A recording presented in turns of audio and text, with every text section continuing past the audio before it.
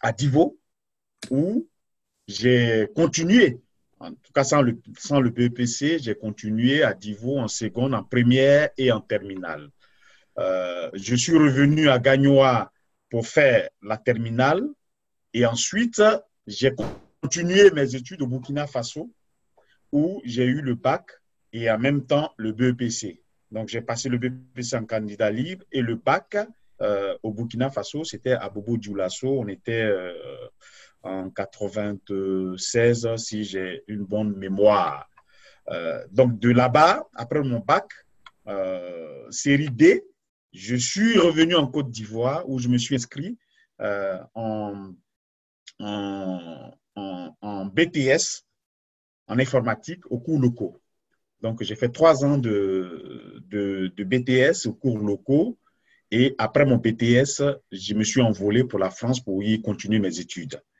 Alors, en France, j'ai pu m'inscrire pour continuer mes études, en tout cas dans la communication où j'ai été diplômé en communication et marketing politique. Donc ça, c'est concernant mon cursus scolaire universitaire. Après cela, j'ai fait du boulot un peu partout. Hein. Et aujourd'hui, je suis chef d'entreprise. Donc, vu que j'ai fait des études en informatique, donc j'ai créé une entreprise de maintenance informatique en France qui se nomme Somentech, dont je suis le directeur général. Voilà. Donc, voilà un peu mon cursus scolaire et professionnel.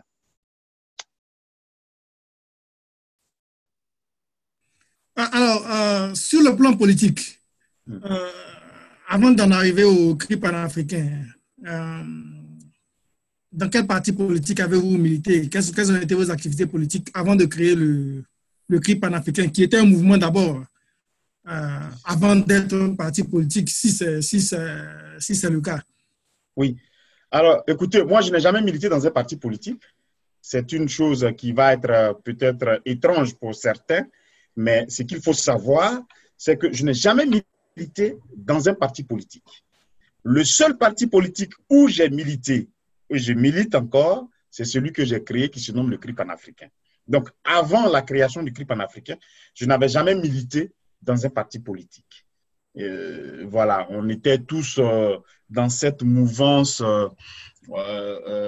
démocratique dans notre pays depuis les années 90. On a suivi un peu l'avènement du multipartisme, on a suivi un peu tout ce remue, toute cette révolution démocratique dans notre pays. On a été des sympathisants, on a regardé cela de loin, on a apporté aussi par moments notre pierre, mais à dire ici que j'ai pris une carte de militant d'un parti politique, je n'ai jamais été encarté dans un parti en Côte d'Ivoire. Voilà. Donc, voilà un peu au niveau politique. Donc, je n'ai jamais milité dans un parti. La crise post-électorale de 2011 arrivant, j'ai pris mes responsabilités et je me suis engagé. Certainement, j'avais cette fibre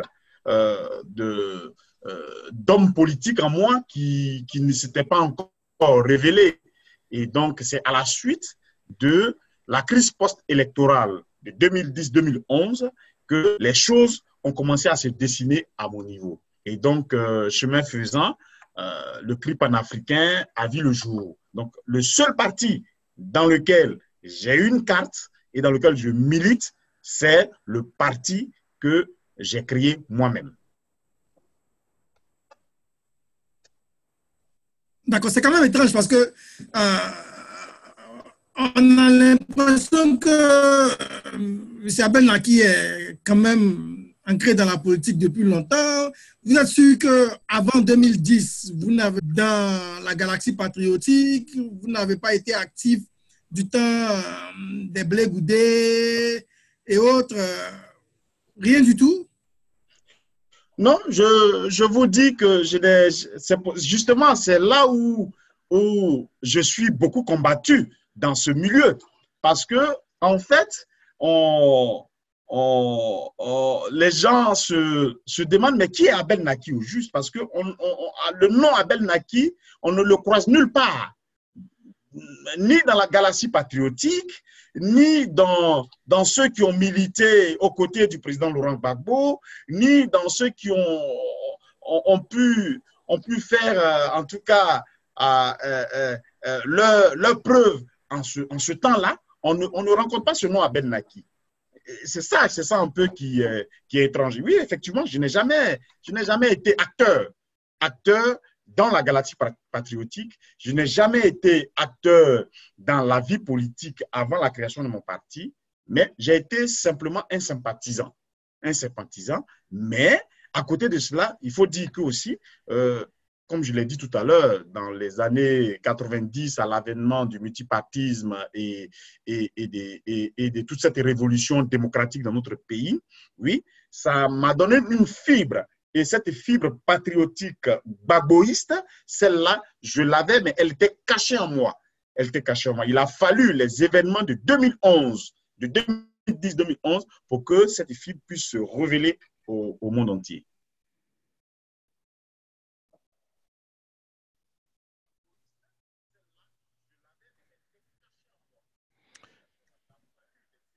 Alors, M. Naki, est-ce que vous nous entendez, hein?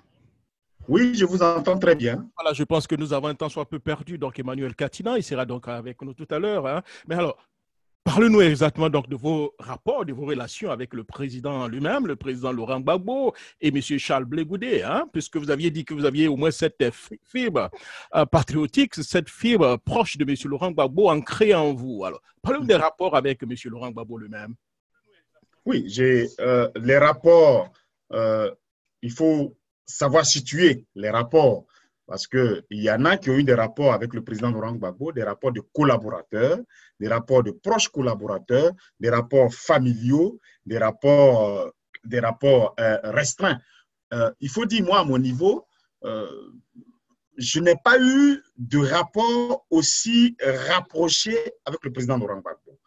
Tout ce que je peux dire, je suis proche du président Laurent Gbagbo concernant les idéaux de ce monsieur. Donc, j'ai parlé tout à l'heure de la révolution démocratique qui a eu lieu dans notre pays. Cette révolution démocratique m'a rapproché des idéaux du président Laurent Gbagbo. Et donc, tout ce que défendait le président Laurent Gbagbo, j'étais d'accord avec. Et donc, selon ces idées, j'ai aussi pu mener mes actions qui se rapprochent des idéaux du président Laurent Gbagbo. Charles Blé Goudé, je n'ai jamais travaillé avec lui.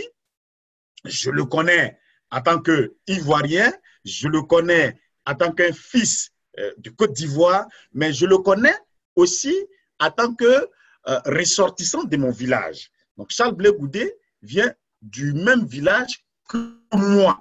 Donc, nous sommes issus du même village. Nos rapports se limitent à cela. Je n'ai jamais milité politiquement avec lui. Je n'ai jamais été proche politiquement de Charles Blé Goudé, mais toujours est-il que je le connais, toujours est-il qu'il vient aussi du village d'où je viens. Donc, voici un peu les rapports qui nous lient. Le président Laurent Gbagbo, je l'ai rencontré pour la première fois, il ça va étonner beaucoup de personnes. La première fois où je serrais la main au président Laurent Gbagbo, c'était à la prison de Scheveningen, à La Haye. C'est là où j'ai vu pour la première fois le président Laurent Gbagbo. Donc, c'est à dire que je peux dire, mais je suis très loin. Je suis très loin du président Laurent Gbagbo, mais je suis beaucoup proche de lui en rapport avec les idéaux qu'il défend. Je suis très proche de Laurent Gbagbo parce que je suis un gbagboïste. Et je le dis toujours dans mes interviews, dans mes interventions, que moi, Abel Naki, je suis un gbagboïste non négociable. Parce qu'en réalité, il faut faire la part des choses entre le gbagboïste, entre le pro-Gbagbo et entre tous ceux qui sont sympathisants et les gores. Voilà. Parce qu'il y a trois, comment je peux appeler ça, trois entités qui incarnent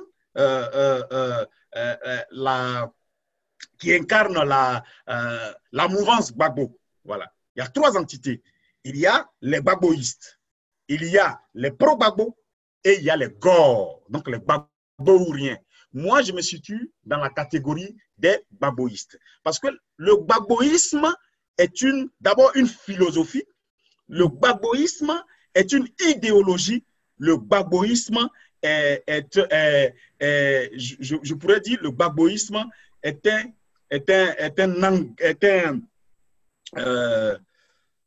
comment dire ça, je perds un peu mes mots, mais le Gbagboïsme est une doctrine politique.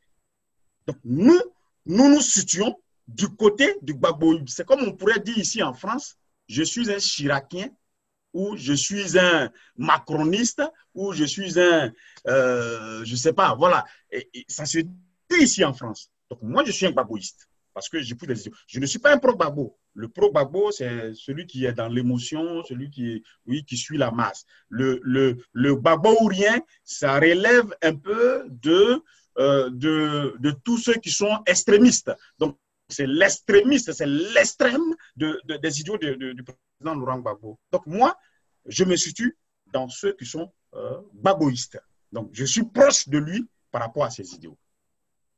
OK. Je crois que j'ai eu une petite introduction, mais je pense que le débat n'a pas été interrompu. Alors, j'aimerais vous permettre, avant que nous entrions dans le vif du sujet, j'aimerais vous permettre de présenter ou de représenter le CRI panafricain à tous nos auditeurs, parce que vous savez qu'il y a beaucoup de militants du PDCI-RDA parmi nos auditeurs qui ne connaissent peut-être pas parfaitement le CRI panafricain. Alors, j'aimerais vous permettre de leur présenter le CRI panafricain. Alors, le CRI panafricain a été d'abord un mouvement de revendication. Donc, au lendemain de la crise post-électorale dans notre pays. Donc, je parle là des années, je parle là de 2010-2011. Nous avons été un mouvement de dénonciation. Un mouvement de dénonciation. Et ensuite, le CRI panafricain est devenu, dans un petit laps de temps, est devenu un mouvement de masse. Parce que nous en avons drainé des foules en France, en Europe, aux États-Unis et un peu partout ailleurs pour dénoncer l'injustice qu'a subi le président Laurent Gbagbo, mais pas seulement lui, l'injustice faite à notre pays. Parce que nous nous sommes dit que lorsque une armée étrangère, qui est la France, envoie ses avions de guerre pour bombarder un palais présidentiel, même si celui qui est dans ce palais était légitime ou pas, il n'appartenait pas à l'armée française de venir bombarder notre pays. Pour cette injustice, nous nous sommes levés et nous avons drainé des foules. Ensuite, ce mouvement qui a marché, qui a organisé les voyages à La Haye, qui a organisé les départs à La Haye, qui a organisé des marches ici en France, aux États-Unis, un peu partout, nous avons décidé de le transformer en un mouvement politique. Pour la simple raison que nous disons qu'un enfant, il naît, il grandit et il devient responsable. Donc, dès l'instant où nous avons réussi à dénoncer certaines choses, dès l'instant où nous avons réussi à amener à notre cause tous les Ivoiriens, mais pas seulement les Ivoiriens, nous avons amené à notre cause tous les Africains. Parce que c'est nous, le CRI panafricain, qui a panafricanisé, si je peux me permettre ce terme, le combat de la libération du président Laurent Gbagbo. C'est grâce au CRI panafricain que des Congolais, des Gabonais, des Camerounais, des Tchadiens, de tous ceux que vous pouvez connaître en Afrique, c'est grâce au CRI panafricain que toutes ces personnes se sont ajoutées à notre combat et ont décidé de mener le combat de la libération du président Laurent Gbagbo. Maintenant, quand on a fait tout ça en France, on se dit, il faut encore aller plus loin. Il faut aller plus loin. Il faut transformer ce mouvement qui prend de l'ampleur et qui a de la valeur. Il faut le transformer en un parti politique. C'est comme ça que nous avons décidé en 2014 de rentrer en Côte d'Ivoire et de transformer notre mouvement en parti politique pour que ce parti puisse aussi apporter sa pierre à l'édifice de la démocratie dans notre pays. Le CRI panafricain, comme vous pouvez l'entendre, c'est le CRI. Donc, c'est un acronyme. Le CRI panafricain, le cri des Africains, le cri d'amertume, le cri de douleur, le cri de désespoir des Africains. Mais en même temps, c'est aussi un cri d'espoir et un cri de renaissance de l'Afrique. C'est ce cri-là que nous portons.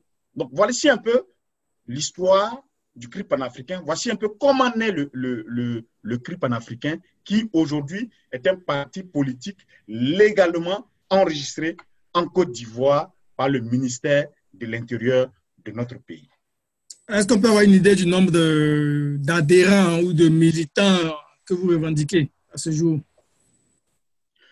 Oh, nous revendiquons des centaines de milliers de sympathisants et d'adhérents, non seulement en Côte d'Ivoire, en Europe ici, mais aussi à travers le monde. Vous savez que c'est un mouvement politique international.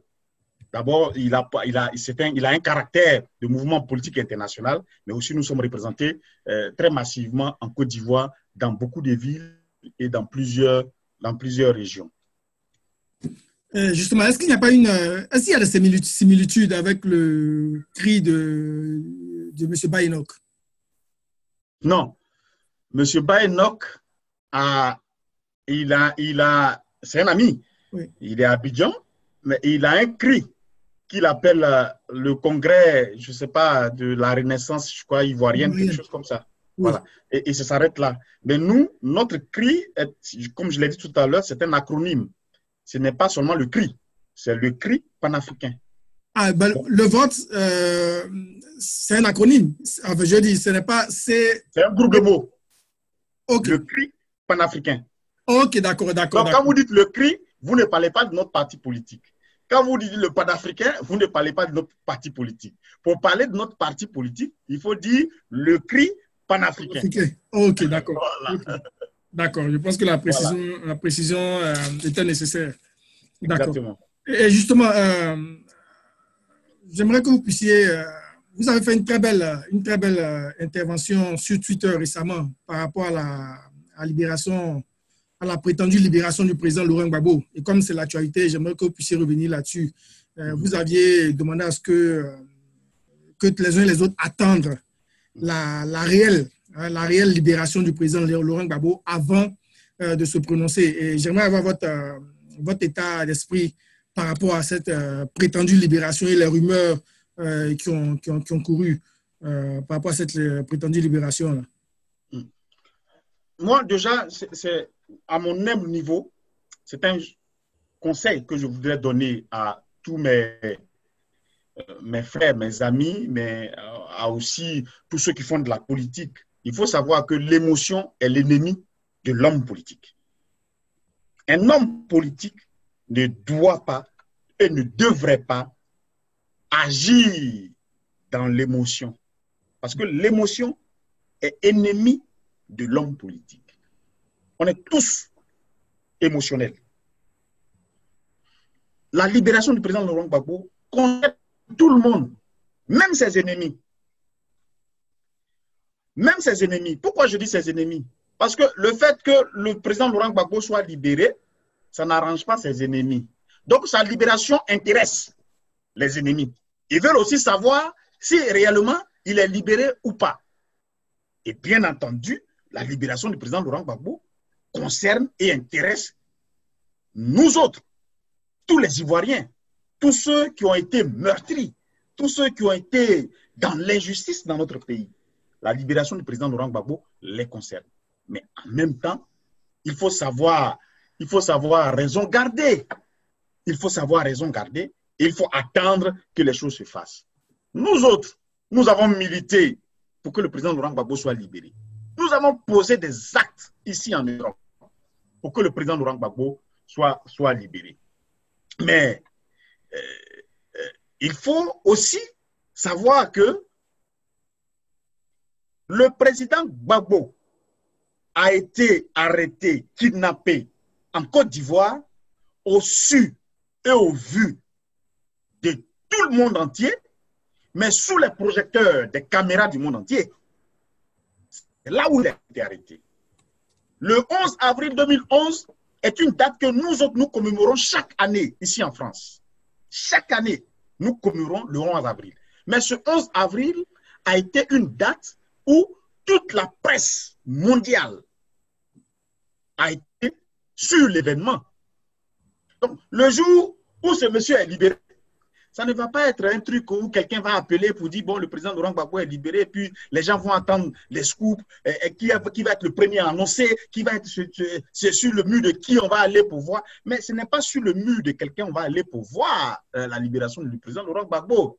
C'est la CPI elle-même qui va produire un communiqué en bonne et due forme, et c'est à la base de ce communiqué produit par la CPI que nous allons, nous tous, manifester notre joie et manifester tout ce que nous pouvons manifester. Donc, j'ai demandé à mes amis, j'ai demandé aux Ivoiriens de garder le calme.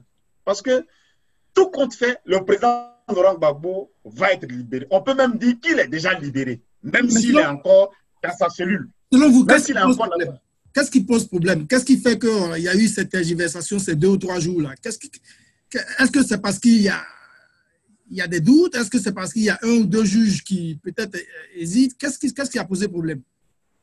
Non, il n'y a pas eu de problème en tant que tel. Il n'y a pas eu de problème en tant que tel. De toutes les façons, tout prêtait à dire que le président Laurent Gbagbo devait être libéré parce que tous les juges, dans leur quasi-totalité, étaient d'accord pour la libération provisoire du président Laurent Gbagbo. Mais avant même la libération provisoire, parce que cette libération provisoire est débattue à la CPI chaque 120 jours. Donc, à chaque 120 jours, les juges statuent sur une éventuelle possibilité de libérer les détenus de façon provisoire. Et ça fait l'objet d'un débat juridique entre l'accusation et la défense. Et les juges décident. Il faut rappeler que cette libération provisoire a été refusée plus d'une fois par la CPI. Mais pour cette fois-ci, tous les voyants sont ouverts. Je ne disais même pas étaient ouverts. Tous les voyants sont ouverts pour la libération provisoire du président Laurent Gbagbo. D'autant plus que il y a eu une audience par rapport à la libération totale. Les juges étaient d'accord que la défense puisse engager une procédure de demande de libération totale du président Laurent Gbagbo et du ministre Charles Blé Goudé. Donc, du coup, partant de là, nous disons que les choses ont pu avancer parce qu'en réalité, il faut savoir que le procureur a fait défiler près de 80 et quelques témoins à la barre, lesquels témoins ont eu des discours contradictoires vis-à-vis des discours qu'eux-mêmes, ils avaient tenus au moment où les faits étaient encore sous la braise. Donc, les juges eux-mêmes se sont rendus compte que les témoins n'ont pas été cohérents, les témoins du procureur n'ont pas été cohérents. Près de 80 témoins qui ont défilé à la barre n'ont pas convaincu, en tout cas, la juridiction que le président Laurent Gbagbo et le ministre Charles Blé Goudé étaient coupables, étaient inculpés. Et donc, du coup, les juges demandent à la défense d'engager une procédure de demande de liberté totale. Mais c'est à cela que arrive la deadline des 120 jours de la libération provisoire. Donc, c'est dans cette optique-là que les juges ont trouvé bon de décider qu'effectivement, il fallait libérer les prisonniers là provisoirement. Mais libérer un prisonnier provisoirement, c'est une procédure juridique. On peut décider de la libération tout de suite, mais il faut attendre que même comment on dit ça, le greffe ou le greffier puisse quand même notifier cette libération, ça peut prendre 2 jours, 3 jours, ça peut prendre 4 jours. Mais entre le temps de la notification et le temps où on apprend qu'effectivement, les juges sont favorables, tout le monde est favorable, beaucoup de choses peuvent se passer. En somme, il faut qu'on soit patient. En somme, il faut qu'on soit... C'est là que nous avons demandé à nos concitoyens d'être patients pour ne pas que des événements viennent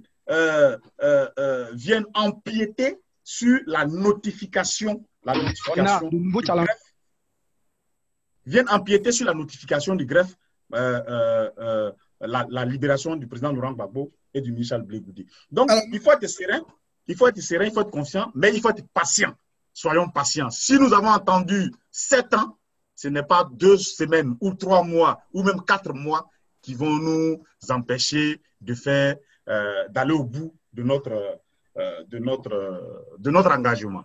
Merci, voilà. Monsieur. Je pense que c'est bien compris. Alors, permettez-moi de dire un bonsoir à tous nos amis qui nous suivent. Ils sont très nombreux. J'avoue qu'ils attendent beaucoup. Ils attendent beaucoup de vous.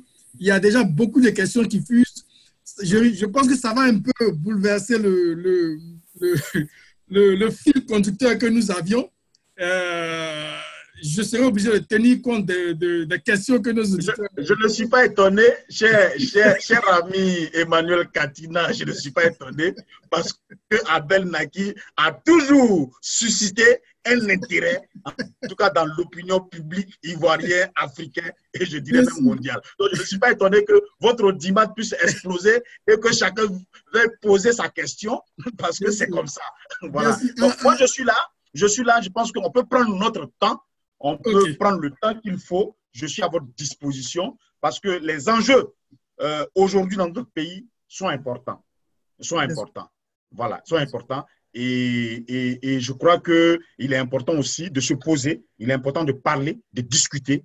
Et vraiment, c'est un honneur pour moi d'être sur cette radio du PDCI, chose que je n'avais jamais rêvé de faire dans ma vie. Être sur une radio du PDCI, ça c'est quelque chose qui ne me passait pas dans l'esprit. Mais si aujourd'hui, je suis à cette radio pour pouvoir parler aux Ivoiriens, aux Africains, ça veut dire que beaucoup de choses est en train de se mettre, beaucoup de choses sont en train de changer et de se mettre en place dans notre pays. N'est-ce pas? Alors, j'aimerais dire bonsoir à tous nos auditeurs qui nous suivent depuis les États-Unis et le Canada sur Radio Jacques Roger Show et Radio Afrique 2050 et qui envoient leurs questions à Jacques. J'aimerais dire bonsoir aussi à ceux qui nous suivent en direct sur Facebook, sur Radio PDCI RDA. Bonsoir à Kwaku Sylvain Yao, bonsoir et merci beaucoup à M. Aouman Gaël Lakpa qui nous a aidé à réaliser cette émission. Bonsoir à Yvac le séducteur, Mansou Tcheboti, bonsoir à M. François Nzi depuis les États-Unis. Bonsoir à Marc Levestre, on ne pourra pas tous les citer. Hein. Bonsoir à Franck Babli, Dapa Boris Kwaku, Bamori Kone, Adèle Atien. Bonsoir à Antoinette Kofi Aïbo, merci de nous suivre. Landry Kwasi Ndri, Samira Kwaku, Anne-Marie Yaya, Willy, Kwasi Atolas. Bon, vraiment, on ne pourra pas tous les citer. Une question qui revient, et je vais juste la poser, et vraiment, on va essayer de suivre notre fil conducteur. Elle concerne...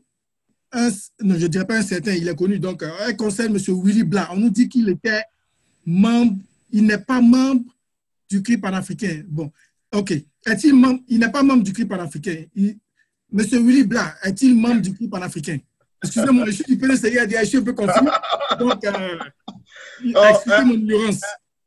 Cher ami Emmanuel Katina et Jacques Roger Chaud, le CRI panafricain est un parti politique. Si M. Willy Blah a sa carte de membre, il est membre du CRI panafricain. Tout comme moi, j'ai ma carte du CRI panafricain. Je suis encarté au CRI panafricain. J'ai ma carte, donc je suis membre du CRI panafricain. Donc, je ne vois pas de problème en cela. Parce qu'un parti politique peut avoir des membres, donc des adhérents, ceux qui payent régulièrement leurs cotisations, donc qui ont leur carte de membre, et il y a aussi ce qu'on appelle les sympathisants, c'est-à-dire que c'est des gens qui aiment le parti, et ils aiment le nom Et puis, il peut même aimer le leader du parti. Il peut même aimer une fille qui est dans le parti. C'est-à-dire que la fille qui est dans le parti, là, moi, elle me plaît. Donc, à cause de la fille, là, je suis sympathisant. Quand il y a le meeting, je viens aussi. Mais je ne prends pas part aux décisions. Donc, c'est ceux-là qu'on appelle les sympathisants. Ceux-là aussi peuvent se revendiquer d'appartenir au parti politique qui est le CRI panafricain. Ce n'est pas pour autant qu'on va les rejeter pour dire non, ils ne sont pas membres du CRI panafricain. Non, celui qui est sympathisant du CRI panafricain, il est membre du CRI panafricain. Non, celui qui a sa carte. Monsieur Abenaki, Monsieur Willy Blanc n'est pas n'importe qui quand même. Je suis du PLCI, mais Monsieur Willy Blanc, je pense quand même qu'il a fait des vidéos dans le temps où il se réclamait d'un certain CRI. J'imagine que c'est le CRI panafricain. Donc, est-ce qu'il était membre du CRI panafricain au départ et il est sorti du CRI panafricain? Peut-être que c'est ce qu'ils veulent dire. Ou alors, est-ce qu'il y a eu un problème? Expliquez-nous pour que nous puissions comprendre. Écoutez, il n'y a pas de problème particulier à expliquer. Comme je vous ai dit, je suis le président et le fondateur du CRI panafricain. Donc, le CRI panafricain a une histoire. À l'époque, oui, le CRI panafricain a été mis en place par un nombre de personnes donc, que j'ai appelé pour que nous puissions mettre en place cette organisation. Donc, ces personnes-là peuvent se revendiquer du CRI panafricain, ce n'est pas un problème. Ils peuvent dire qu'ils sont membres du CRI panafricain, ce n'est pas un problème. Celui dont vous parlez, c'est un ami, c'est un frère. Souvent, nous nous appelons, nous parlons, nous discutons, mais il n'y a jamais eu ce problème d'appartenance du CRI panafricain. Il y a un seul CRI panafricain. Celui qui se revendique de ce mouvement, de ce parti politique, c'est qu'il a un intérêt dans ce parti politique. Donc, nous avançons avec eux. Okay. Donc, voilà. Donc, Willy Blanc est un Ivoirien. Willy Blanc a participé aux actions du CRI panafricain en 2011 jusqu'à aujourd'hui. Il est certainement membre du CRI panafricain. Nous avançons. Voilà. OK. D'accord. Alors, M. Abenaki, vous avez été membre, un des dirigeants même de la CNC, la Coalition nationale pour le changement. Je crois que ça a été je veux dire, la CNC a eu une histoire et je pense que la CNC fait partie de l'histoire de la Côte d'Ivoire. Alors, aujourd'hui, quel bilan faites-vous de la CNC? Écoutez, dans un pays, il y a des organisations politiques qui se mettent en place selon les circonstances. Selon les circonstances.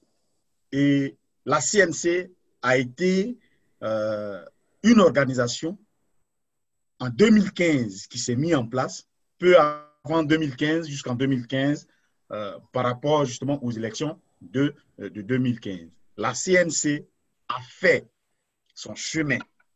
J'étais membre de la CNC. J'étais 5e vice-président en charge de la communication de la CNC. La CNC a fait son chemin.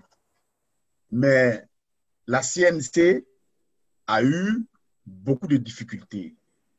Des difficultés qui relevaient des égos des uns et des autres. Parce que le but de la CNC, c'était de mettre ensemble les Ivoiriens en vue des élections de 2015. Il nous fallait choisir un candidat unique contre le RHDP. C'est comme ça que les forces vives de la Côte d'Ivoire, donc les partis politiques, les associations, la société civile, nous nous sommes mis ensemble au sein de la CNC. Mais malheureusement, le problème de qui va être le candidat, le problème de qui va être le président, le problème de qui va être au devant nous a plombé. Et finalement, la CNC n'a pas pu atteindre ses objectifs. Mais, effectivement, comme vous le dites, je suis d'accord avec vous, la CNC fait partie de l'histoire de notre pays. À un moment donné, en 2015, quand on parlait de l'histoire politique de notre pays, on citera toujours la CNC et on citera les membres de la CNC, ceux qui ont fait vivre cette machine politique dans notre pays. Mais selon vous, qu'est-ce qui n'a pas marché? Ou bien, du moins, qui a fait que ça n'a pas marché? Oh, je ne citerai pas de nom, mais les uns et les autres se reconnaîtront dans tout ça. Je ne citerai pas de nom, mais tout ce que je peux dire, les égos des uns et des autres, nous a empêchés d'aboutir, nous a empêchés d'arriver à l'objectif que nous étions fixés. Voilà. Je ne peux pas dire autre chose. Chacun a fait son bilan. Moi, j'ai fait le mien. Je dis que effectivement, la CNC est morte de sa plus belle mort parce que effectivement, les uns et les autres n'ont pas su mettre de l'eau dans leur vin. Et voilà, nous nous sommes retrouvés un peu dans cette situation. Et ça a permis à M. Ouattara, haut les mains, de gagner les élections de 2015. Ce qu'il faut rappeler, il faut savoir que Ouattara a gagné les élections de 2015. Parce que quand on a lancé des boycotts, quand finalement les candidats qui s'étaient déclarés, certains se sont désistés, quand Ouattara est seul en course, effectivement, il gagne les élections. Donc, dès l'instant où Ouattara gagne les élections en 2015, il est le président de la Côte d'Ivoire pour l'instant. Donc, voilà, nous n'avons pas pu atteindre notre objectif à cause des échos des uns et des autres. Je ne citerai pas de nom. En tout cas, les membres de la CNC se connaissent et ils savent ce qui n'a pas marché. Ok, M. Hamel, j'aimerais qu'on puisse échanger maintenant de vos relations avec le ministre Charles Blé Goudé. Vous savez que récemment, il y a eu un échange des vidéos qui ont fait polémique. Et je ne sais pas si vous avez fait à votre niveau le bilan de ces vidéos-là. Certaines personnes ont eu peut-être l'impression que vous êtes peut-être empressé de répondre à certaines vidéos et peut-être que vous y êtes allé un peu trop vite. Alors, dans vos réponses, il semble que vous avez livré certaines informations sur le ministre Blé Goudé, particulièrement une information selon laquelle la seconde épouse du ministre Blé Goudé aurait une relation personnelle avec le ministre Cissé Bakongo. Alors, aujourd'hui, avec le recul, M. Abel Naki, cette information que vous avez mise d'ailleurs au conditionnel, j'ai un peu du mal à aborder cette information. Bon, c'est une information qui est au conditionnel. Oui. Oui, justement. L'information est au conditionnel. Donc, il faut la prendre au conditionnel. D'accord. Il faut la prendre au conditionnel. Mais soyons sérieux. Soyons sérieux. Je suis un homme qui est meurtri dans sa chair. Je suis un homme qui est vilipendé. Je suis un homme qui est calomnié et je suis un homme sur lequel on raconte des mensonges et des insanités. Alors, dans mon corps, il y a un liquide qui coule qu'on appelle le sang. Et c'est ce sang-là qui nous fait vivre, c'est ce sang-là qui passe dans le cœur et qui entraîne nos émotions. Et c'est en fonction de cela que nous pouvons réagir tantôt bien, tantôt mal, mais réagir en tout cas tantôt opportun. En 2014, j'ai été vilipendé. En 2014, j'ai été traîné dans la boue.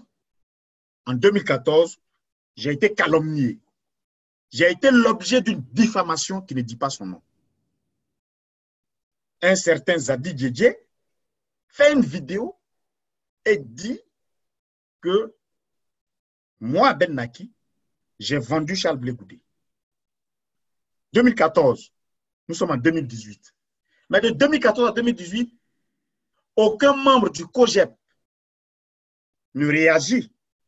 Aucun membre du COJEP ne monte au créneau pour dire que ce que Zadi Djedje dit, ce n'est pas vrai.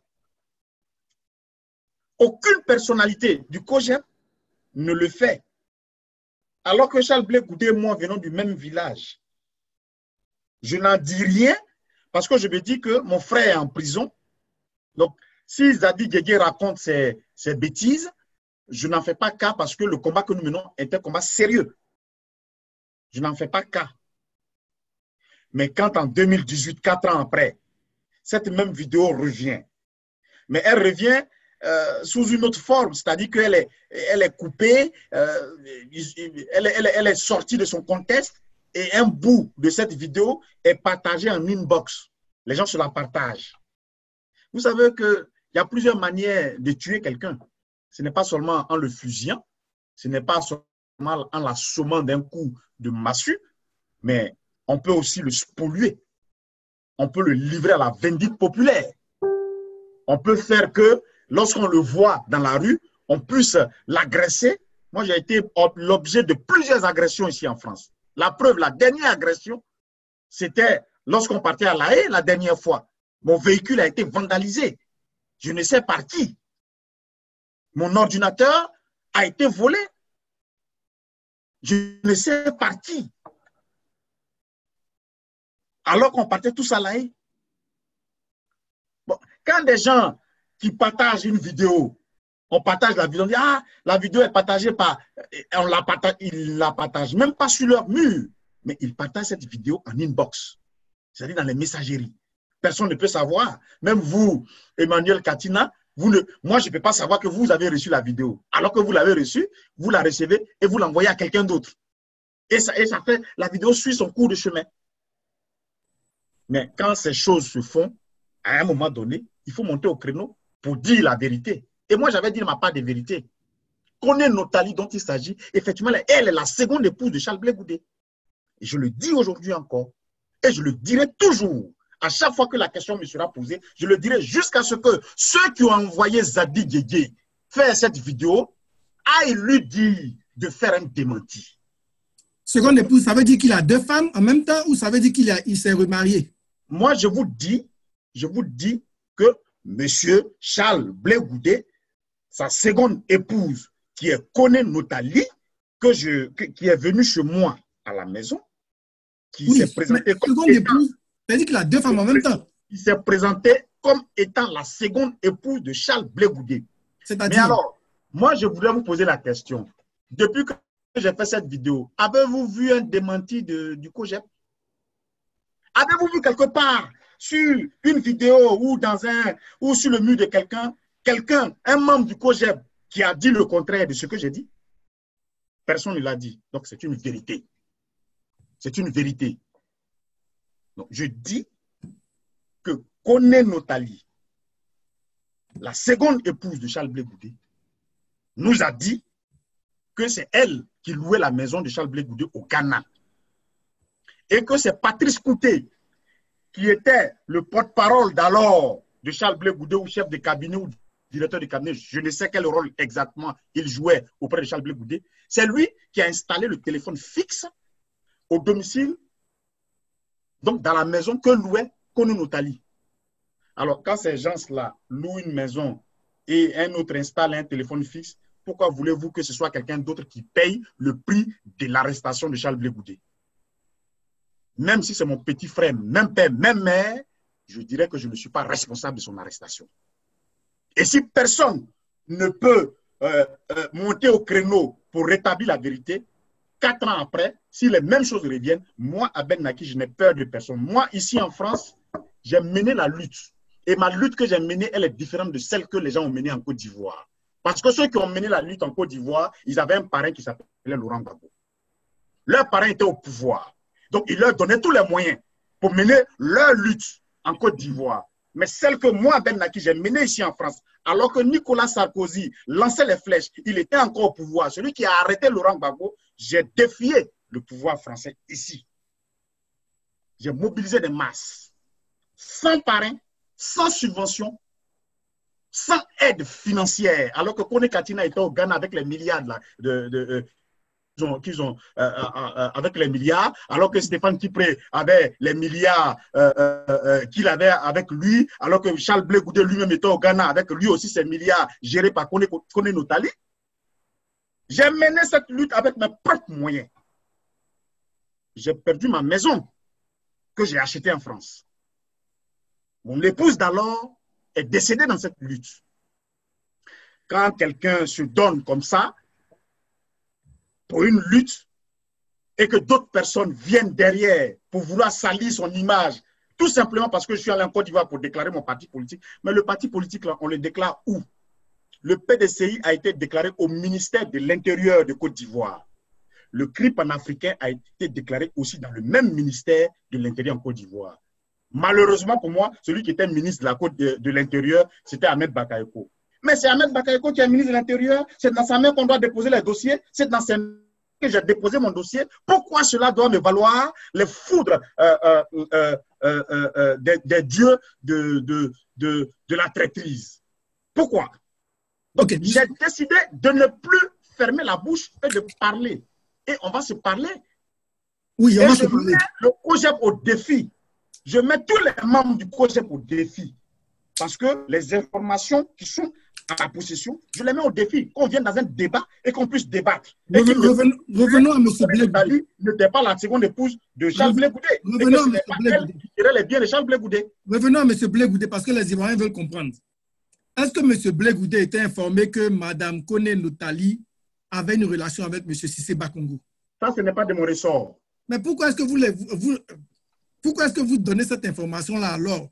Mais ce n'est pas votre frère Blé Goudé devant... non, ce qu'il faut savoir, cher ami, ce qu'il faut savoir, c'est que moi, je montre une piste à ceux qui sont dans le besoin de savoir qui était susceptible de vendre leur chef. Je les aide. Oui, mais moi, je les aide. Monsieur Abel Naki, une information pareille. Écoutez-moi. Qui concerne votre frère. Vous pourriez informer votre frère d'abord avant de balancer une information pareille. Vous imaginez qu'on vous donne une information pareille dans une vidéo YouTube? Cette information dont vous parlez, ce n'est même pas moi qui la donne. Je ne fais que relayer une information qui existait déjà sur les journaux. Parce que Koné Notali était prête à se marier avec Charles Blé Goudé à La Haye. Vous pouvez consulter, vous tapez tout de suite. Parce que comme on est dans un débat de vérité, je vous conseille de taper tout de suite Koné Notali sur Google et vous allez voir l'article qui indique, et vous allez voir la date de cet article. Je crois qu'elle date de 2012. Vous allez voir l'article qui dit que Koné Notali s'apprêtait à se marier à Charles Blé Goudé. Elle avait déjà fait les alliances et tout. Vous allez voir cet article. Donc, je ne faisais que répéter, je ne faisais que relayer l'information qui existait déjà dans le domaine public. Je n'ai rien inventé. Je n'ai rien inventé. Et donc, moi, je montrais la piste à ceux qui, depuis un certain temps, s'interrogent, mais qui a vendu Charles Blé Goudé, qui l'a vendu, qui vraiment, je leur ai dit, mais allez-y voir. Ceux qui ont loué la maison, c'est eux qui peuvent savoir, c'est eux qui peuvent être les responsables de ceux qui ont vendu Charles Blé Goudé. Mais quand vous regardez bien la vidéo de Zadi Didier, il dit dans sa vidéo que quand on sonne à sa porte, Blé Goudé qui s'attend à son visiteur, donc ça veut dire quoi? Ça veut dire que dans ce même moment, je devais être au Ghana et que Blé Goudé devrait s'attendre à moi. Mais en ce même moment-là, moi, je ne suis pas au Ghana. Je suis à Paris. Et il dit non, c'est mon frère Abel Naki qui m'a trahi. Mais attends, soyons sérieux. Le COJEP, c'est un parti politique qui est sérieux, non? Il y a des secrétaires généraux, il y a des gens qui ont des postes, des gros portefeuilles au COJEP. Ils n'ont qu'à aller demander à Charles Blé Goudé. Mais le jour où on t'arrêtait, tu t'attendais à qui? Tu t'attendais à Abel Naki? Tu t'attendais à la visite d'Abel Naki? Et puis Blé Goudé va dire non, oui, j'attendais Abel Naki, puisque lui-même, on devait se voir ce jour-là. Et bizarrement, c'est la police que je vois. En ce moment, on peut. Mais c'est un film qui a été monté et ça devrait se faire ainsi. Mais comme Dieu est avec moi, ça n'a pas été le cas. Bref, je m'arrête là parce que nous avons saisi la justice en Côte d'Ivoire. C'est que les Ivoiriens doivent savoir sur cette affaire parce qu'elle est grave. Donc, nous avons saisi un avocat. Notre avocat a déposé la requête auprès du procureur de la République en Côte d'Ivoire. Et bientôt, Zadi Guégué viendra. Et puis, il dira dans quelle mesure, en tout cas, il donnera ses preuves. Et nous aussi, on viendra, on donnera nos preuves. Et on verra effectivement qui a vendu Charles Blé Goudé si vraiment, ce monsieur a été vendu. En dehors de cela, quelles sont vos relations avec le ministre Blé Goudé? Quelle est la dernière fois que vous lui avez parlé? Je n'ai aucune relation avec Charles Blé Goudé. Traoré. Je n'ai aucune relation avec lui parce que je lui ai envoyé près de 5 demandes. Jacques, on a un retour de son à votre niveau. Hein. Allez-y. Je disais que je n'ai aucune relation avec Charles Blé Goudé. Depuis qu'il est arrivé à La Haye, je n'ai aucune relation avec lui. Aucune demande de visite? Vous ne lui avez pas rendu visite? J'ai fait 5 demandes de visite à M. Charles Blé Goudé. Qu'il a refusé? 5 qu'il a refusé. Donc, je n'ai aucune relation avec lui. Est-ce que ça ne veut pas dire qu'il vous soupçonne d'être celui qui l'a vendu? Pardon? Est-ce que ça ne veut pas dire qu'il vous soupçonne d'être celui qui l'a vendu? Très certainement. C'est pour cela que cette affaire doit arriver devant la justice, pour qu'on puisse vraiment élucider la vérité, pour que la vérité soit sûre. Je n'ai aucune relation avec lui. Et voilà, j'espère qu'un jour, lorsqu'il sera libéré et qu'il fera un tour au village, comme le village là, il n'y a pas une clé là-bas, c'est mon village aussi, je suis originaire de là-bas, on se croisera certainement, j'irai lui dire bonjour. Mais je n'ai aucune relation avec lui. Voilà, il faut que les choses soient claires. Alors, M. Abenaki, en mars 2015, sur le plateau de Télé Sud, de la chaîne Télé Sud, vous avez fait une intervention bien avant même qu'il y ait la CNC, je crois, et vous avez demandé à toute l'opposition ivoirienne de s'unir. Et vous avez dénoncé les divisions qu'il pourrait y avoir au sein de l'opposition. À vous entendre, on a l'impression qu'effectivement, il y a certaines personnes qui manipulent et qui pourraient gagner quelque chose à ce que l'opposition ivoirienne ne soit pas unie. Est-ce qu'il n'y a pas effectivement des personnes tapis dans l'ombre qui manigancent à ce que l'opposition ivoirienne soit désunie? Est-ce que vous avez des pistes à ce niveau-là?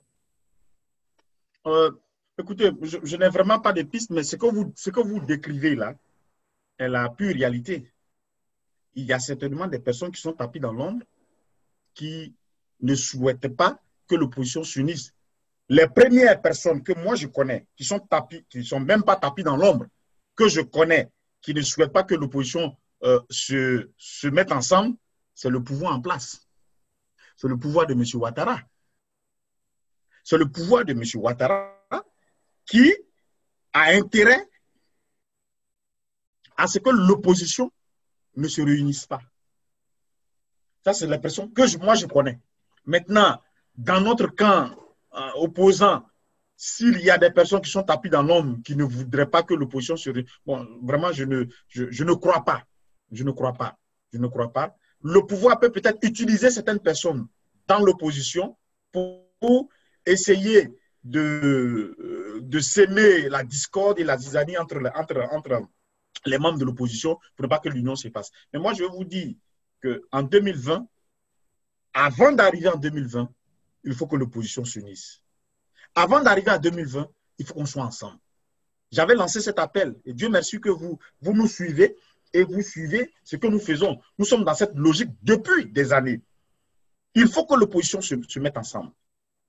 Et c'est en étant ensemble que nous pouvons déstabiliser et que nous pouvons mettre hors d'état de nuire ceux qui occupent aujourd'hui notre pays. Bien sûr. Alors, le dernier chapitre de notre entretien va porter sur 2020, mais avant d'y arriver, j'aimerais qu'on puisse parler du Front populaire ivoirien. C'est vrai, ce n'est pas votre parti, mais c'est un parti important. Et je pense qu'à un moment donné, vous vous êtes réclamé du président Laurent Gbagbo. Alors, la division au sein du Front populaire ivoirien, je sais qu'à plusieurs reprises, vous n'avez pas voulu donner une position claire là-dessus, mais en tant qu'intellectuel ivoirien, en tant qu'acteur politique ivoirien, j'aimerais quand même que vous puissiez donner votre avis sur le président Afin N'Guessan et l'attitude ou disons la posture qu'il a adoptée après 2000, disons depuis quelques années. Bon, moi, je ne voudrais pas vraiment être le juge du président Afin N'Guessan. Ce n'est pas de mon ressort. Vous l'avez dit, je ne suis pas membre du FPI. Et vous avez dit une chose qui n'est pas juste. Vous avez dit que j'étais proche du président Gbagbo. Je n'étais pas proche du président Gbagbo, je suis proche du président Gbagbo. Jacques, on a un retour à votre niveau. Voilà. Je suis proche du président Gbagbo. Et je l'ai dit tout à l'heure que je suis un gbagboïste non négociable. Voilà. Je ne suis pas un pro-Gbagbo, je ne suis pas un gore non plus, un Gbagbo ou rien. Mais je suis un gbagboïste. Le gbagboïste qui prône le asseyons-nous et discutons. C'est une valeur sûre du président Laurent Gbagbo. C'est une phrase, je dirais même que c'est une phrase qu'on devrait inscrire dans les livres d'éducation de notre pays. Le asseyons-nous et discutons. Ça devrait être une valeur ivoirienne. Mais je pense que ceux-mêmes qui sont proches du président Laurent Gbagbo, ceux qui se réclament du président Laurent Gbagbo, n'ont pas compris le sens de la phrase que le président Laurent Gbagbo a prononcée.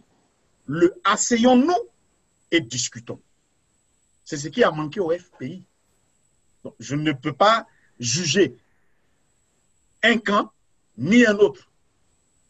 Il aurait fallu que les deux camps prennent en compte la célèbre phrase du président Laurent Gbagbo, asseyons-nous et discutons, pour que le problème au sein du FPI soit réglé. Donc, comment voulez-vous que... je le comprends mieux, parce que très souvent on dit, celui qui fabrique, très souvent celui qui fabrique, on va dire, la lampe tempête, quand vous arrivez chez lui, il n'y a pas de lumière. Je pense que c'est un peu cette réalité que le FPI nous montre. C'est-à-dire que quelqu'un, le marabout qui dit, viens, je vais te rendre riche, lui, il rend les autres riches, mais en réalité, quand vous arrivez chez lui, il est pauvre, il n'a rien. Mais c'est ce que le FPI nous démontre. Comment un grand parti comme le FPI, qui a un leader comme Laurent Gbagbo, qui a prononcé une aussi célèbre phrase, asseyons-nous et discutons, mais ceux qui sont ses proches n'ont jamais appliqué cette théorie, le asseyons-nous et discutons. Non, pour moi, je ne peux pas dire que c'est Afi N'Guessan a tort ou ceux qui sont dans l'autre camp ont tort ou ont raison. Je ne suis pas juge. La seule chose que moi je peux dire dans cette affaire, il faut que le FPI se mette ensemble. Il faut que les deux parties s'asseyent et discutent et se mettent ensemble. Parce que 2020 arrive. Peut-être qu'on va en parler, mais il y a une plateforme qui est en train de se mettre sur pied. Nous sommes peut-être un petit parti politique. Et très souvent, il faut écouter un plus petit que soi. Nous demandons au FPI, le temps presse. Le train de la libération de la Côte d'Ivoire a déjà allumé son moteur. Il faut que le FPI se mette ensemble parce qu'on ne peut pas avoir dans cette plateforme FPI tendance AFI et FPI tendance bon, Sangaré, paix à son âme, n'est plus là, je ne sais plus qui tient l'autre tendance, mais dans cette plateforme, nous, on n'en veut pas. La Côte d'Ivoire a trop souffert. On n'en veut pas, on n'en veut pas. Il faut que les problèmes soient réglés. Et le président Bédié l'a déjà dit. On a besoin du FPI, mais le FPI unifié. Donc, ils doivent s'asseoir, ils doivent discuter, ils doivent se mettre ensemble. Parce que nous autres, nous avons besoin qu'ils viennent dans cette plateforme pour que nous puissions aller de l'avant. Donc, je ne peux pas juger le président Afi N'Guessan. Je ne peux pas non plus juger l'autre camp. L'autre camp a maintenu la flamme, la ferveur de la libération du président Laurent Gbagbo.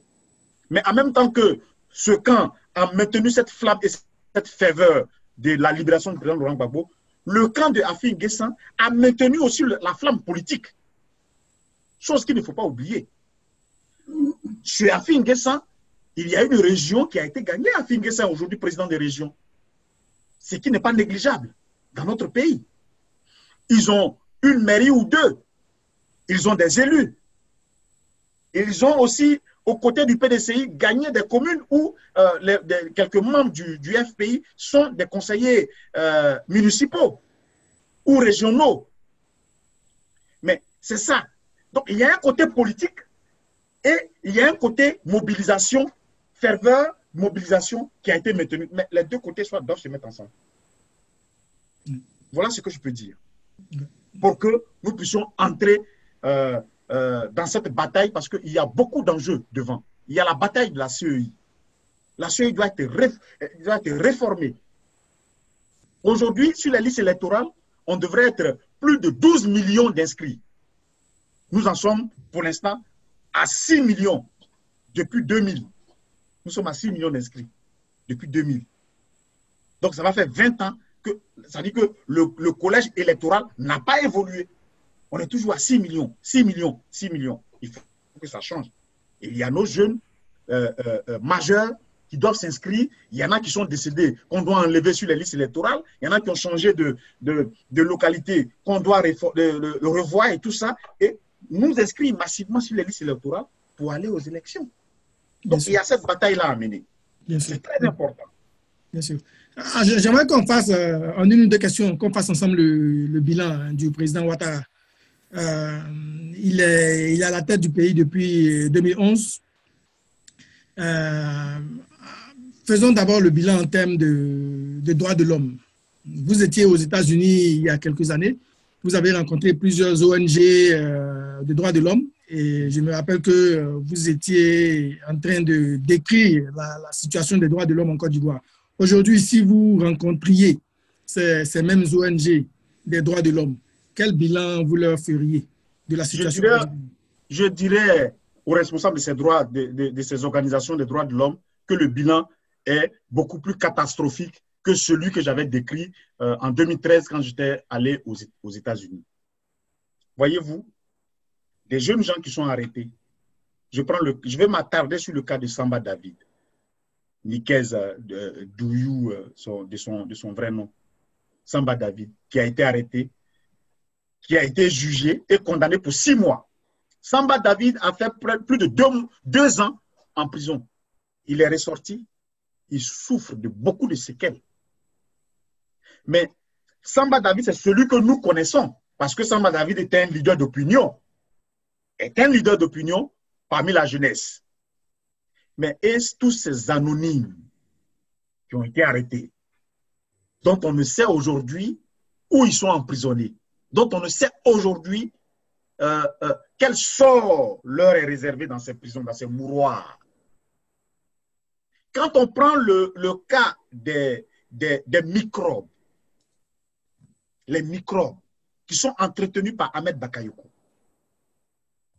les microbes à qui on donne les armes, les microbes qui sèment la désolation dans notre pays et dont le gouvernement n'a pour solution que des phrases prononcées à la télévision. Mais rien n'est fait. Les droits de l'homme sont bafoués dans mon pays.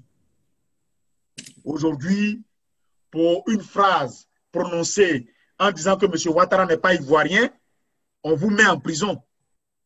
Mais quelqu'un peut se tromper pour dire Ouattara n'est pas ivoirien. Alors, parce que quelqu'un s'est trompé pour dire Ouattara n'est pas ivoirien, on le met en prison.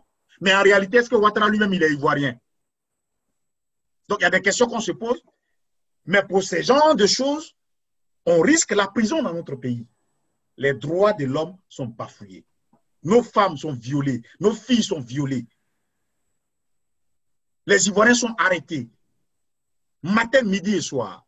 Donc, je leur dirais que le bilan sur les droits de l'homme dans notre pays n'a pas évolué d'un iota si ce n'est que ce bilan-là a progressé de façon négative. Et en dehors des droits de l'homme, sur le plan économique, la gouvernance... Sur le plan économique, c'est fiasco.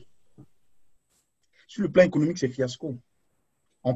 Moi, j'étais à Abidjan la dernière fois que le président Henri Konan Bédié m'a fait l'honneur de me recevoir. J'ai vu dans notre pays comment nos mères souffrent, nos sœurs souffrent, le panier de la ménagère est vide, l'économie du pays a baissé. Je prends un seul petit exemple. Ouattara qui vote une loi pour dire que les véhicules de plus de 5 ans d'âge ne doit plus rentrer en Côte d'Ivoire. Alors qu'il oublie qui fait le commerce des véhicules en Côte d'Ivoire. Mais ce sont ses partisans.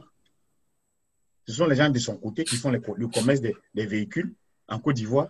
À qui fait-il du mal? Mais depuis que cette loi a été votée, quand on regarde les statistiques des véhicules importés, il y a une baisse considérable. Donc, l'économie ivoirienne prend un coup.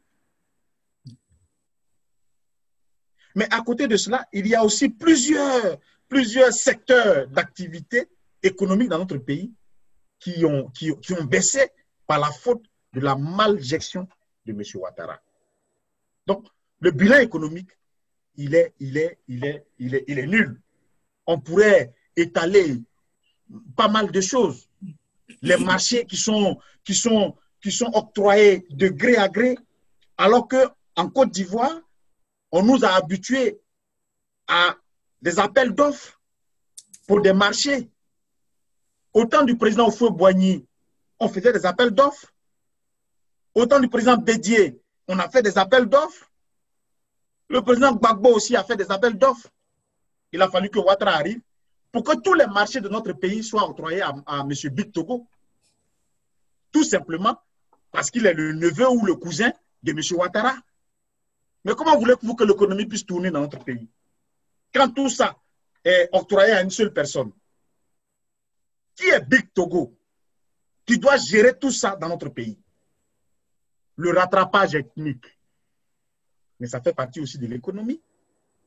Des gens qui n'ont pas le niveau dans l'administration ivoirienne. Mais tout simplement parce qu'il y a un nom issu du Nord, eh bien, il faut enlever ceux qui ont les noms issus des autres régions pour placer celui qui a le nom issu du Nord. Mais Ouattara a prononcé cette phrase-là ici à Paris.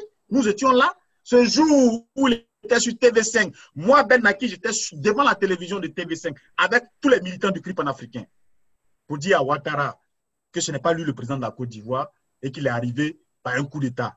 Mais c'est sur cette chaîne qu'il a dit qu'il faisait du rattrapage ethnique dans notre pays. On a pensé que c'était de l'amusement, mais 2-3 mois après, nous avons vu dans les administrations. On parle de Koné à Koulibaly, de Vassiriki à Bazoumana. Je n'ai rien contre mes frères du Nord, hein. Mais ils doivent aussi comprendre qu'un pays se gère avec tous les fils et toutes les filles de ce pays. Bien sûr. Donc, le bilan de Ouattara économiquement, il est nul. On nous dit qu'il a construit des ponts. Mais les ponts, là, vous êtes du PDCI, on sait d'où viennent les fonds pour construire ces ponts. Les projets ont été conçus par qui, on le sait. L'État est une continuité. Si moi j'ai commencé, que demain toi tu viens, tu termines, mais ça ne veut pas dire que c'est toi qui le fais. Donc, je veux dire tout simplement, je ne sais pas si Ouattara lui-même se promène un peu dans les rues d'Abidjan, mais les Abidjanais disent que son goudron qu'il fait là, on appelle ça, son goudron, on appelle ça, ah bon d'accord, on appelle ça goudron biodégradable. On appelle ça goudron biodégradable. Moi j'ai appris ça, j'étais dans un Woro. J'étais dans un Woro à Abidjan, on dit goudron biodégradable. Donc quand il pleut là, bon, le goudron tout ça va en même temps, tout ça va. Et puis on reprend. Alors, arrêtons. Alors, nous allons parler enfin, nous allons élaborer un peu les perspectives par rapport à 2020. Il nous reste une dizaine de minutes. Je pense que le premier chapitre que nous allons aborder par rapport à 2020, c'est la plateforme du président Bédié. Enfin, la plateforme proposée par le président Bédié. Je crois qu'en ce moment, vous êtes un peu le chouchou des militants du PDCI-RDA. Mais il y a certains qui sont un peu sceptiques, M. Abel Naki. Oui. On se demande est-ce que M. Abel Naki n'est pas... Et ça, je pense que c'est un peu infusé par certains de nos frères de la gauche. Oui. Est-ce que M. Abel Naki n'est pas un espion envoyé très tôt par le RHDP ou par Ahmed Bakayoko pour servir d'espion dans cette plateforme-là proposée par le président Bédié? Qu'est-ce que vous répondez à cela? Moi, vraiment,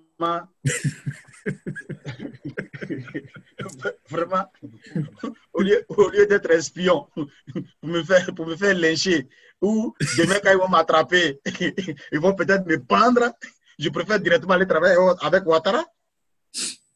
Ou bien, le choix est clair. Au lieu d'être un espion, et puis venir faire semblant, je préfère faire comme Alcide Guégué. Est-ce que vous connaissez Alcide Guégué? Voilà. Je préfère prendre mon parti et puis dire, bon, à partir d'aujourd'hui, je suis dans le RHDP unifié. C'est mieux que d'être un espion.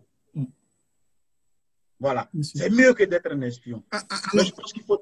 Alors, voilà. La motivation, je dis, quels sont les enjeux pour vous et qu'est-ce qui vous motive? Qu'est-ce qui vous a motivé? La même motivation que j'ai eue en 2015, quand il s'agit de mettre en place la CNC. C'est cette même motivation. Je ne dirais pas que la plateforme appelée de tous ses voeux par le président Henri Konan Bédié va être à l'image de la CNC. Ce n'est pas ce que je dis. Mais je dis que la motivation qui a été la mienne en 2015, lorsque j'intégrais la CNC, c'est cette même motivation. Et je soutiens toujours ce que j'avais dit. Les Ivoiriens doivent se mettre ensemble. Tout ce qui nous avait bloqués, c'est parce que le président Bédié et le PDCI étaient encore au RHDP.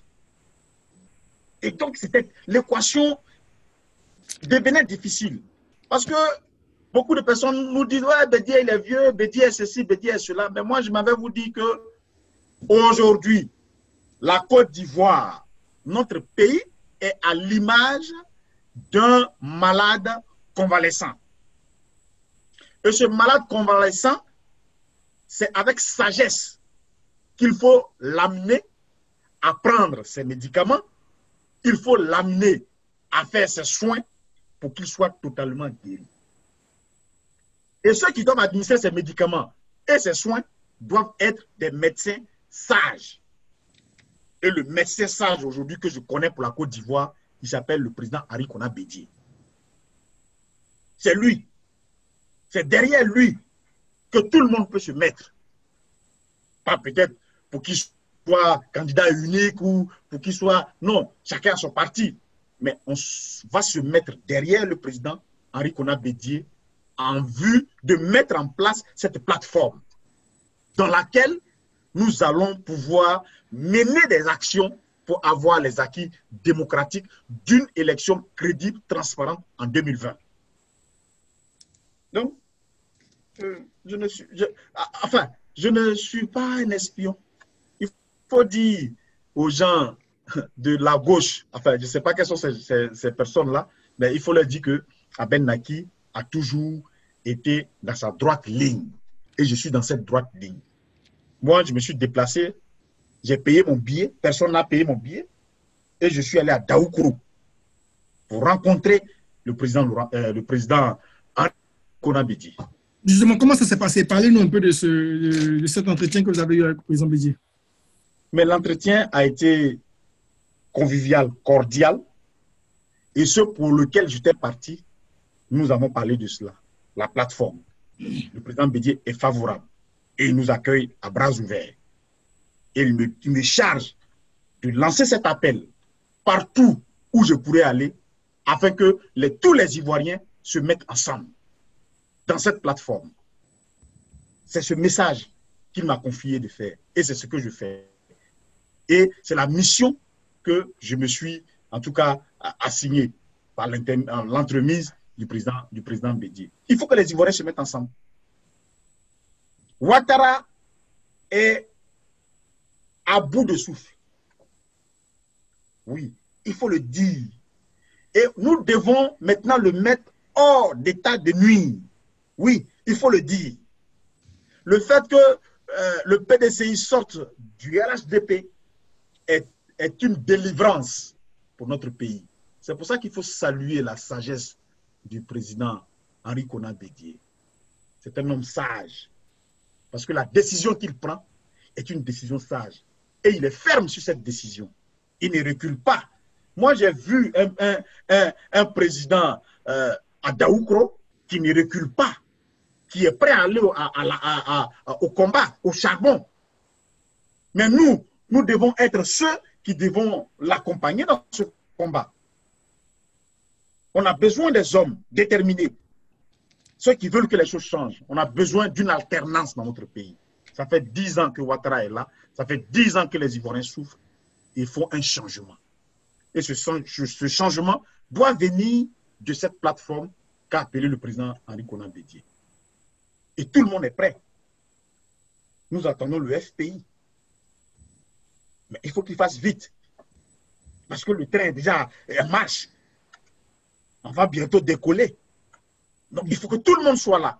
Et le président Henri Konan Bédié l'a dit, personne ne sera en dehors de cette plateforme. Mais tout est dit. La Côte d'Ivoire doit retrouver ses fils.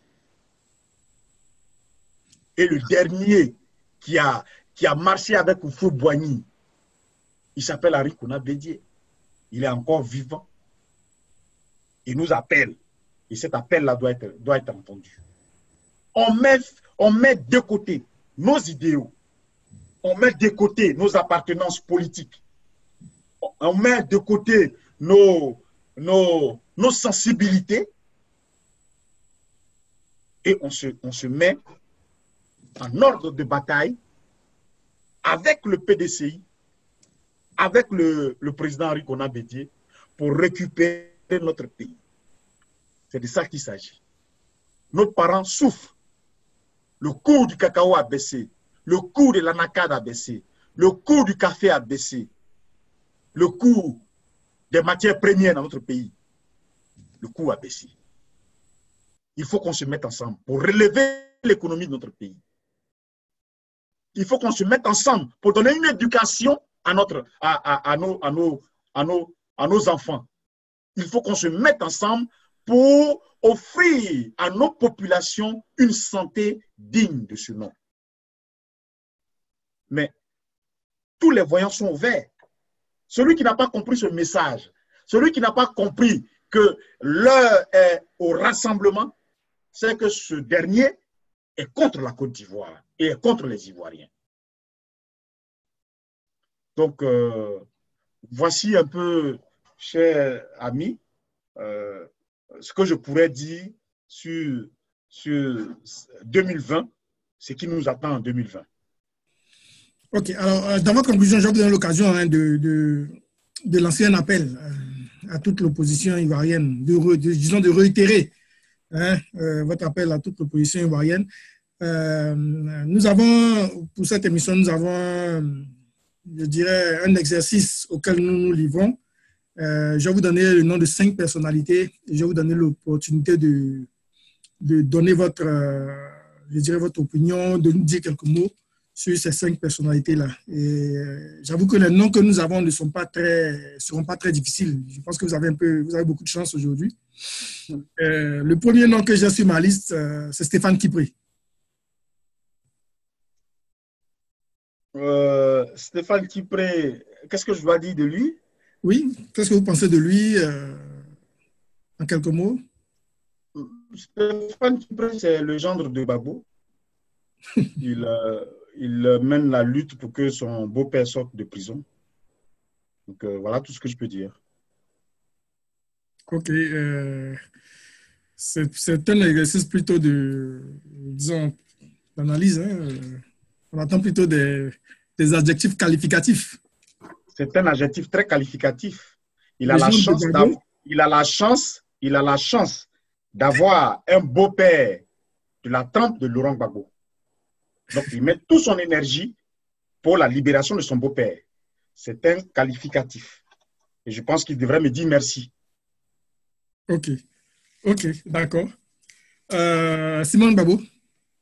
Simone Gbagbo, l'épouse de femme Gbagbo. d'honneur, femme digne, femme exemplaire, Okay.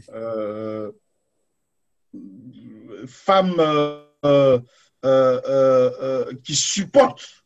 Simone Gbagbo a supporté beaucoup. Tout ce que je lui demande, c'est de rendre. C'est-à-dire que souvent, on te fait beaucoup de mal, mais en retour, tu rends le bonheur. Il faut qu'elle tende ses mains beaucoup plus larges pour rendre c'est-à-dire le mal qu'on lui a fait en bonheur. OK. Jean-Louis Billon. Jean-Luc Billon, je dirais intelligence, pragmatisme et ambition. OK. Kwadjo Konan-Bertin. KKB nous a causé beaucoup de problèmes à la CNC, mais ce n'est pas grave, ce n'est pas un problème. KKB est un ami en tout cas qui mène le combat pour la démocratie en Côte d'Ivoire. Il a fait ses preuves, il continue de les faire. Il a été un élu de notre pays. Ce n'est pas facile de se faire élire. Et lui, il a été. Il a représenté l'État ivoirien à l'hémicycle. Enfin, l'État ivoirien a représenté les Ivoiriens à l'hémicycle de notre pays. Il a été candidat, il ne faut pas l'oublier. Il a été candidat à l'élection présidentielle dans notre pays. Tout ça, ce sont des qualificatifs. KKB, aujourd'hui, doit beaucoup plus se positionner dans la stabilité de son parti et aussi chercher à occuper en tout cas des responsabilités et se faire aimer beaucoup plus par son parti. Mais KKB, en tout cas, je salue son courage. C'est un garçon qui est courageux. Et enfin, Henri Konan Bédié. Henri Konan Bédié, je dirais sagesse. Sagesse, quand je parlais de sagesse tout à l'heure, je faisais allusion à lui. La Côte d'Ivoire est comme un malade convalescent à qui il faut administrer des médicaments, mais il faut le faire avec sagesse. Et le président Henri Konan Bédié incarne cette personnalité qui est à même de réunir tous les fils de ce pays autour de la Côte d'Ivoire malade convalescente afin de décider ensemble quel est le médicament adéquat que nous devons administrer à cette Côte d'Ivoire. C'est pour cela que je parle de sagesse. De sagesse parce que, vous voyez, j'ai suivi son émission avec France 24. On lui a posé une question. Quelles étaient les relations entre lui et Ouattara? Je m'attendais à une réponse du genre « Oh, je n'ai plus de relation avec Ouattara. Ouattara doit partir du pouvoir. » Mais non, le président Henri Konan Bédié a dit « Ouattara et moi, on s'appelle. La dernière fois, il est quitté à Yamoussoukro. Après le truc, il m'a appelé, on a causé, on a parlé. » Mais ça ne veut pas dire qu'il n'a pas rompu avec Ouattara. On peut rompre politiquement avec quelqu'un et garder les relations d'hommes et de fraternité ensemble. Il y a des pays qui sont voisins à notre pays, comme le Ghana, où les anciens présidents vivent encore, ils ne sont pas en prison, ils se parlent, et quand il y a des événements nationaux, ils se mettent ensemble et ils y vont ensemble. C'est cette sagesse-là qu'il nous faut. On peut être ferme sur quelque chose, mais en même temps dire que, voilà, il y a une ouverture. Donc, c'est cette sagesse-là dont a besoin les Ivoiriens. On n'a pas besoin de vente en guerre. On n'a pas besoin de revanchards. Le plus revanchard qui devrait se venger en Côte d'Ivoire, il s'appelle Henri Konan Bédié. Parce qu'en 1999, ils ont interrompu son mandat. Alors qu'il était à quelques mois de la fin de son mandat. Ils l'ont interrompu de façon brutale, de façon vraiment inconsidéré. Il a gardé le silence. On dit va en exil, il est parti en exil. Après on lui a dit viens, il est venu. On est venu, on a fait coalition, il a fait coalition. Dans la coalition là encore, on dit bon, on a soutenu Ouattara, il a soutenu Ouattara. On dit bon, deuxième fois, on a soutenu Ouattara. Au moment où on doit le soutenir, les gens ne veulent pas le soutenir. Mais ce n'est pas pour autant qu'il va aller prendre les armes, de faire du bruit dans le pays. Il est resté chez lui à Daoukro. Il dit j'appelle maintenant les Ivoiriens. Venez, on va se mettre ensemble parce qu'il est temps qu'on prenne notre pays. C'est cette sagesse-là. Pour le président Bédié, je dirais c'est la sagesse. On a besoin d'un sage aujourd'hui pour délivrer notre pays du mal dans lequel il a été plongé depuis 2011. Merci, M. Naki. Dernière question. Côte d'Ivoire, notre cri, chronique d'une résistance au cœur de l'Occident, paru aux éditions L'Harmattan. Un mot sur cette œuvre que vous avez écrite. Je crois que Oui, c'est votre œuvre la plus vendue, je crois. pour l'instant, oui. Oui. Pour l'instant, oui. Parce que c'est une œuvre qui relate les chroniques de cette résistance. Vous savez, en 1844, si j'ai bonne mémoire, l'histoire de notre Afrique a été écrite par d'autres personnes. Quand ils ont balkanisé l'Afrique, ils ont tracé des limites. Quand ils se sont rencontrés, je crois que c'était à Berlin, et on a dit ici c'est Côte d'Ivoire, ici c'est le Sénégal, le Togo, le Zaïre et tout ça. Mais c'est cette histoire que nous enseignons à nos enfants. Alors qu'en réalité, peut-être que la Côte d'Ivoire part de Bassam jusqu'au Mali et les autres frontières du Mali. Mais aujourd'hui, nous sommes attenus à cette histoire que d'autres personnes ont écrit à notre place. J'ai décidé d'écrire la résistance, ce qui s'est passé, comment ça a commencé, quelles sont les actions que nous avons menées et pourquoi nous menions ces actions.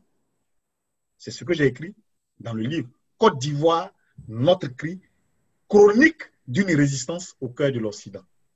Nous avons mené une résistance au cœur de l'Occident. Comment nous l'avons mené cette résistance? Alors que Nicolas Sarkozy venait de faire un coup d'État en Côte d'Ivoire avec l'armée française. Mais il était encore au pouvoir. Et nous avons défié le pouvoir de Nicolas Sarkozy. Nous lui avons même dit qu'en 2012, il allait perdre les élections. Mais on ne l'a pas dit comme ça, de façon banale. Nous nous sommes organisés, et ça c'est écrit dans le livre. Nous nous sommes organisés en 3 entités.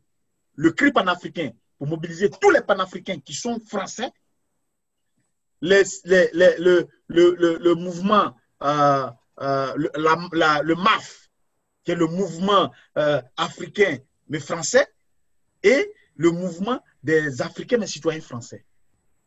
On a mené une campagne pour que tous ceux qui sont africains, qui ont la nationalité française, puissent s'inscrire sur les listes électorales.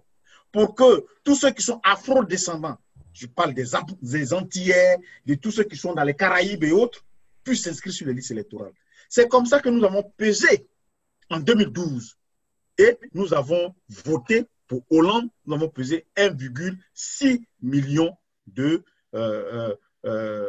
d'électeurs qui ont fait la différence entre Nicolas Sarkozy et François Hollande. C'est pour ça que vous avez dû voir le jour où Hollande faisait son discours à la Bastille, les drapeaux qui pavillonnaient dans la foule, c'était des drapeaux ivoiriens, maliens, sénégalais, togolais, parce que pour nous, c'était une délivrance. Celui qui a agressé l'Afrique, parce que bombarder un palais présidentiel, c'est agresser une nation. Celui qui a agressé la nation ivoirienne avait fini par chuter.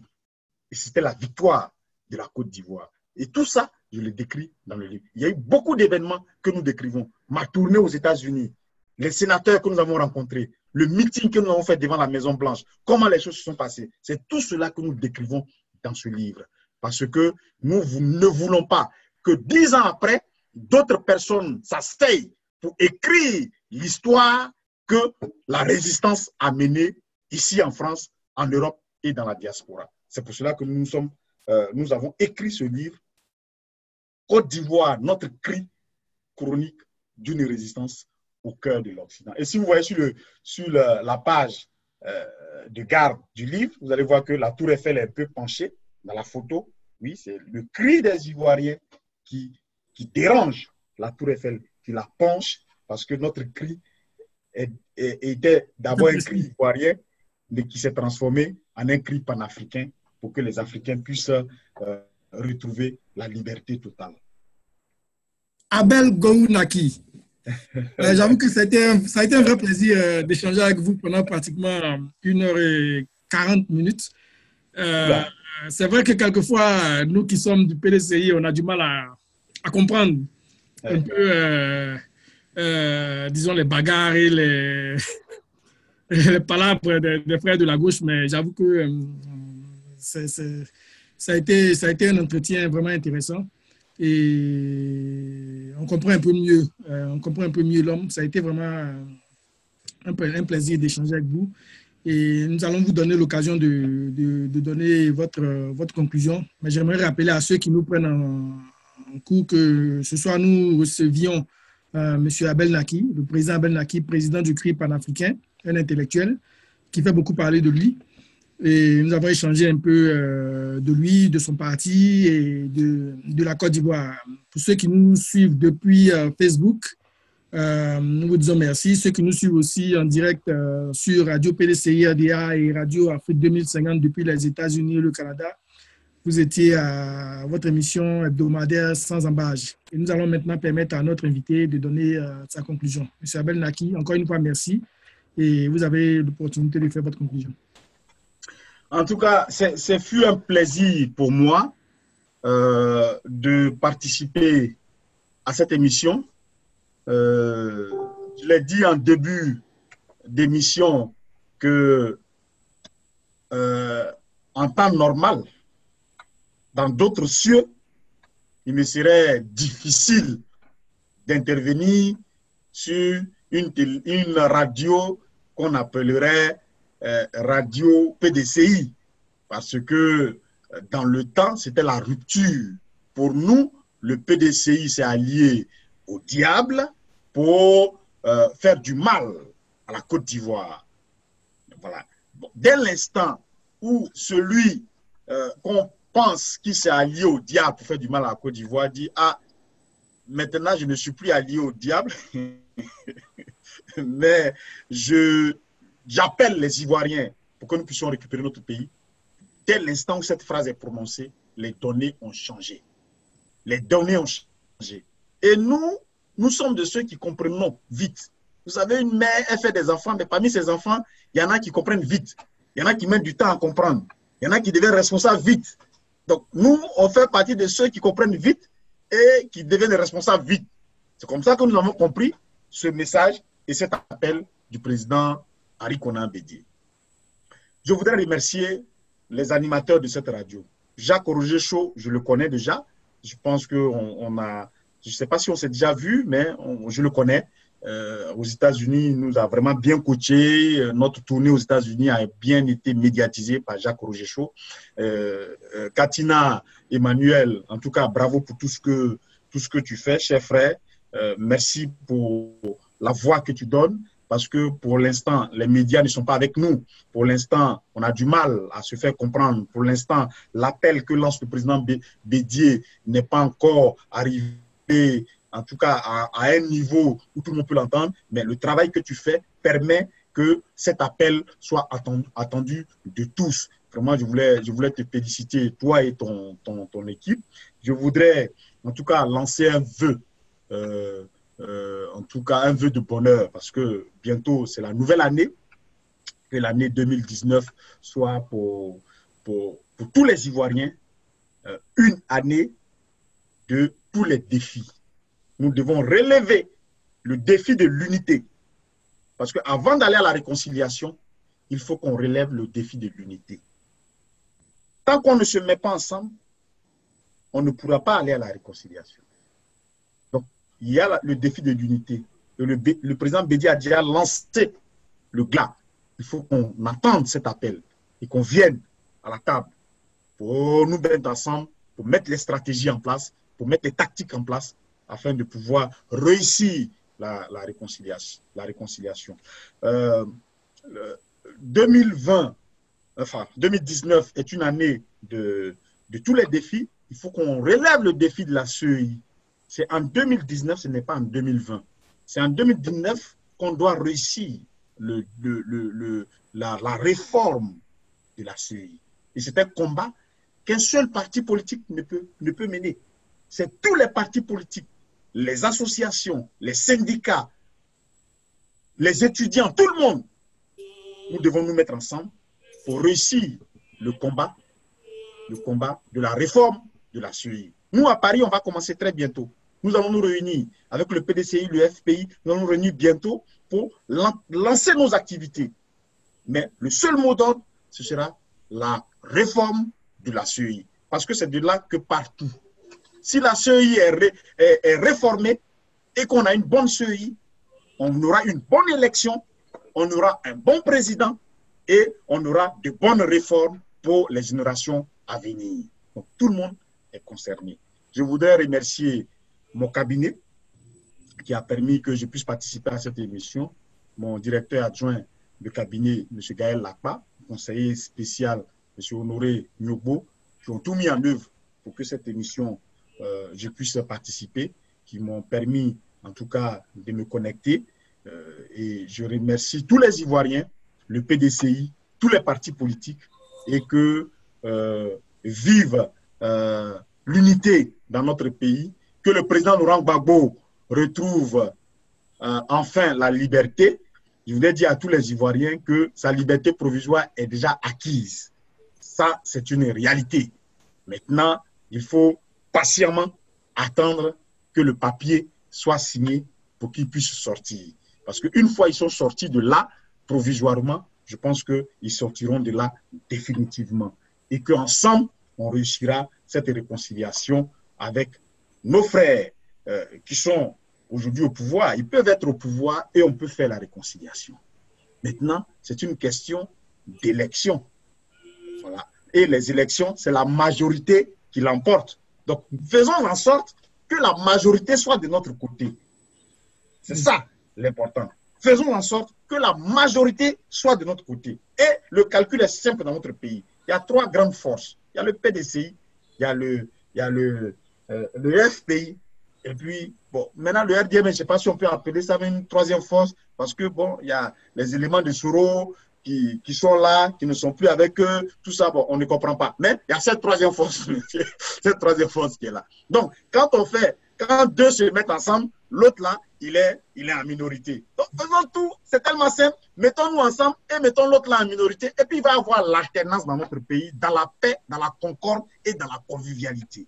Il faut une alternance dans notre pays. Le président Bédi a lancé l'appel. Nous voulons, en tout cas, nous voulons entrer dans ces sillons-là. Il faut bannir de notre esprit la vengeance. Il faut bannir cela. On ne va pas se venger. Ton ennemi même là qui t'a fait du mal hier, quand il voit que ton étoile brille aujourd'hui, c'est lui-même qui va plier ses bagages pour partir. Tu n'as même pas besoin de lui dire un mot. Lui-même va plier ses bagages pour dire, ah, voilà le mal que je t'avais fait là, ou bien ta télé que j'avais volée, voilà ta télé qui est là. Quelqu'un est venu voler ta télé. Comme il est plus fort que toi, il est ton voisin, il est assis là, il regarde la télé matin, midi et soir.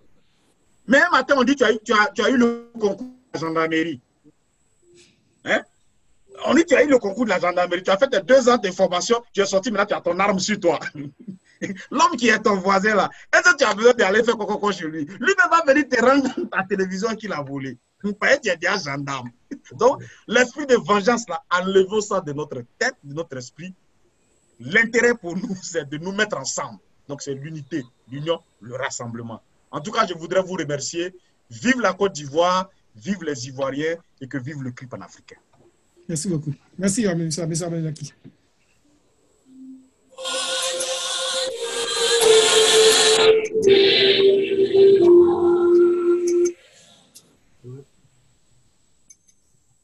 Que putain. On est pas en direct. On est pas en direct.